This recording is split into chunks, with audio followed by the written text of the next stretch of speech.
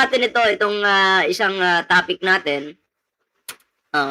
Dahil nga sa nangyayari mga pre, dahil sa nangyayaring kayabangan ni Sara Duterte at ang taong bayan, nakita na, sa kamera pa lang, nakita na yung mga ebidensya. Ngayon, meron pong ukta. Kumbaga, ito yung survey po, 74% of adult pa lang po ito, 74% of adult Filipinos agree to impeachment trial versus Sara Duterte.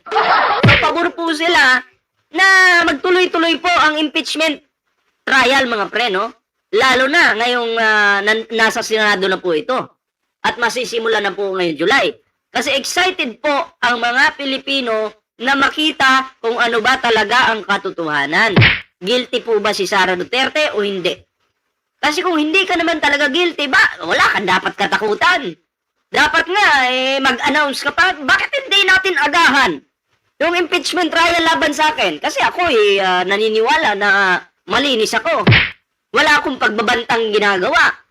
Wala akong pagnanakaw na ginagawa. Diba?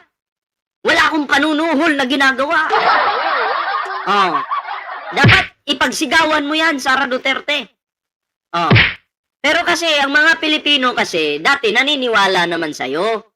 Pero nung naglabasan na yung mga ebidensyang mga solido, abay, sabi nung iilan dyan, ay teka lang, dapat talaga humarap na si Sara sa impeachment. Hindi lang pwede na magsigaw-sigaw lang kami ng Duterte para kaming tangan yan. Diba?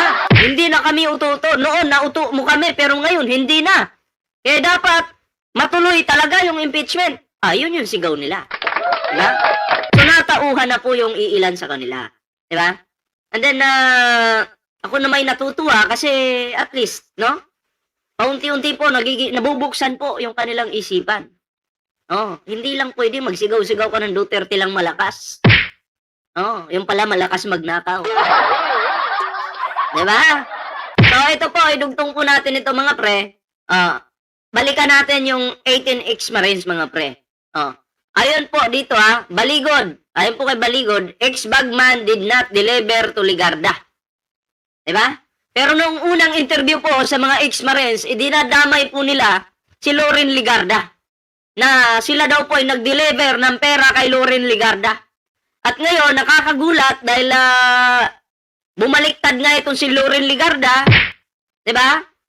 Ay bigla na po nilang bigla nang sinabi ni Baligod na wala naman daw hinatid ang 18 na kargador kay Loren Ligarda. Wala daw po silang binuhat na pera, kinargang pera papunta kay Loren Ligarda.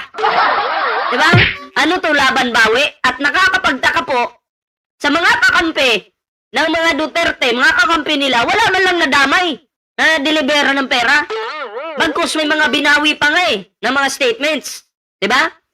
Pero yung dito sa administrasyon ni PBBM, halos lahat natira ng pera. Tanginang yan. Grabe na, halatang-halata na yung inyong pambubudol sa mga Pilipino. Diba? Pinubudol! Nambubudol po, diba? Kasi itong mga putang inang ex-Marines na to, bayaran to 5 million per head po yung nilagay sa kanila para lang kumanta. Diba? May mga pamilya pa naman kayo. Tapos ganyan kayo. Diba? Mas kumampi kayo sa mga nagtatraidor sa bansang Pilipinas. Hindi kayo dapat tawaging Marines, putang ina nyo. Huwag nyong gagamitin yung Marines kasi malinis po ang Marines. Yung iba sa inyo, mga putang ina nyo, mga awol. Tinanggal sa serbisyo. Dismiss. So huwag nyong gagamitin yung salitang Marines kasi putang ina nyo, hindi kayo namin tinuturing na Marines, mga hinayupa kayo. Kayo ay mga bayaran ng mga politikong sakim sa salapi. Diba? Kayo ay kinakampihan ninyo yung mga traidor sa Pilipinas. Once kinampihan ninyo yung mga traidor sa Pilipinas, kayo din tatawagin na rin naming traidor. Di ba? Kaya putang ina nyo talaga. Di ba? Kaya nakakapagtaka, bigla nilang inurong itong banat nila or pagdawit nila kay Loren Legarda. Noon kasama na nadelibera ng pera. Ngayon hindi na. Hindi na daw kasama. Putang ina, sinong niluloko nyo? Wala na. Wala na po ang 18X Cargador. Hindi po excited ang taong bayan sa 18X Cargador kasi marami silang butas. Kahit ngayong patay, diniliberan daw nila ng pera. Kahit ngayong patay, tumanggap daw ng pera. Namatay 2015. 2024 daw. Tumanggap daw ng pera yung patay. Wala na. Mas excited ang taong bayan sa impeachment trial nitong magnanakaw na si Sara Duterte. Yun ang inaantay ng taong bayan. Kaya kayo mga pre, ano po yung reaction ninyo sa ating video ngayon? Pa-comment nyo po yan para mabasa po natin yung inyong komento. At ano naman po, no? Para mapusukan naman natin yung inyong mga komento dyan. Kasi tayo po ay nagbabasa. At syempre, bago tayo magtapos sa video ito, huwag kalimutang mag-like, share, subscribe para naman po maging updated kayo sa mga uploads po natin. Ayan. Syempre, may TikTok po tayo dyan, may Facebook, kalimbangin nyo lang po yan. So ayan, di ko na patatagalin ito mga pre. Ingat po lahat. Magandang araw po sa inyong lahat.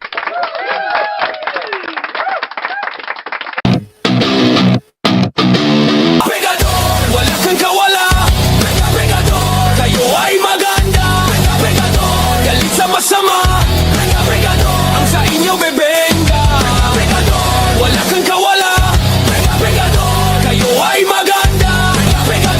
Galit sa masama. Ang sa inyo bebenga.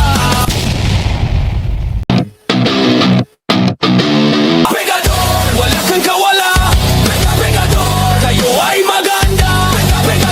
Galit sa masama. Ang sa inyo bebenga. Wala kang kawala.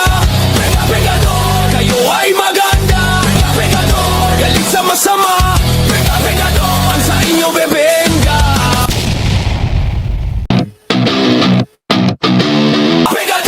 Wala kang kawala. Kayo ay maganda. Galit sa masama. Ang sa inyo bebenga. Wala kang kawala. Kayo ay maganda. Galit sa masama. Ang sa inyo bebenga.